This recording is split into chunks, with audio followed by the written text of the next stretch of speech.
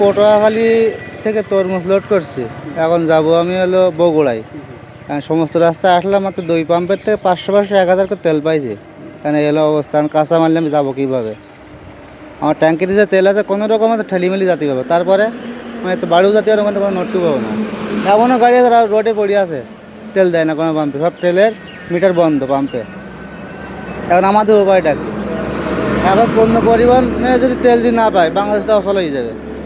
পণ্য পরিবহন কি আছে, কি অবস্থা? আমার গাড়িতে আছে তরমুজ আছে, আমি যেমন কুষ্টিয়া, ঠিক আছে। এখন আমি তেল নিতে পারতেছি না, সামনে তেল নিতে গেছি আপনার ইয়ের থেকে, ওই পাম্পের থেকে তেল নিতে গেছি, এখানে তেল দিচ্ছে না এরা। নগদ নিয়ে এলো হার না মানা হার অফার। সর্বনিম্ন 10,000 টাকা রেমিটেন্স নগদে পাঠালে থাকছে স্বর্ণের হার জেতার সুযোগ। তেল ছাড়া গাড়ি চলতেছে না, তেল ছাড়া মনে করেন টিপ নিচ্ছি, কাঁচামাল লোড, তেল নাগা যেতে পারতেছি না। কিছু কিছু পাম্পে তেল দেয় 5 লিটার 10 লিটার করে, কিছু কিছু পাম্প বন্ধ। এই অবস্থায় আর কি আমার চলতেছে আর কি। আপনাদের এই অবস্থা আমাদের। আপনি কোথা থেকে আসছেন জানেন? আমি যাবো আসছি আপনার কলাপাড়া থেকে যাবো নাটোর। তেলের কি অবস্থা? তেল তো নাই, কালকে 9টা পর্যন্ত 9টা থেকেই শেষ হয়ে গেছে। কোন তেলটা?